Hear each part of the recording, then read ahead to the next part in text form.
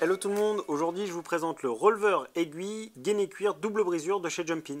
Donc pour celui-ci on est sur un gainage cuir, donc l'avantage du gainage cuir comparé à des matériaux tels la résine ou des choses comme ça, le cheval va venir le mastiquer, tout pareil, il va venir le mastiquer, on va voir apparaître des petites aspérités, surtout quand on va voir sécher le mors, qui peuvent être un peu dures, mais une fois à l'utilisation, une fois que c'est dans la bouche du cheval, vraiment toutes ces aspérités vont se gommer et vont redevenir extrêmement tendres. L'avantage c'est qu'on ne va pas attaquer les commissures, les barres des chevaux, etc. On va rester sur quelque chose qui va apporter énormément de tendreté au mors et qui vont vraiment apporter du confortable, surtout qu'on est sur quelque chose qui est vraiment de la peau contre de la peau, donc on est extrêmement sur un truc très pur, très naturel.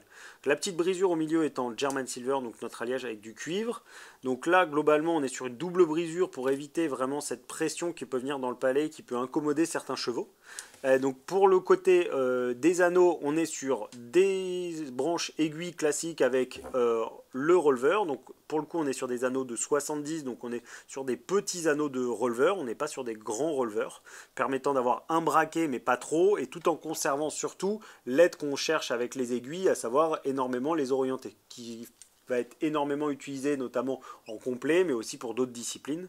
Donc là on est sur un mors qui est quand même un grand classique, double brisure, le gainé cuir, aiguille releveur avec un releveur pas trop grand qui va pouvoir vraiment s'adapter à beaucoup de monde. Donc le releveur, on n'oublie pas qu'on va utiliser des montants spéciaux qui vont passer dans le premier anneau, dans le deuxième anneau et sur lequel on va venir y brancher sa paire de rênes en direct ou bien en 4 rênes ou éventuellement avec une petite alliance réglable, etc.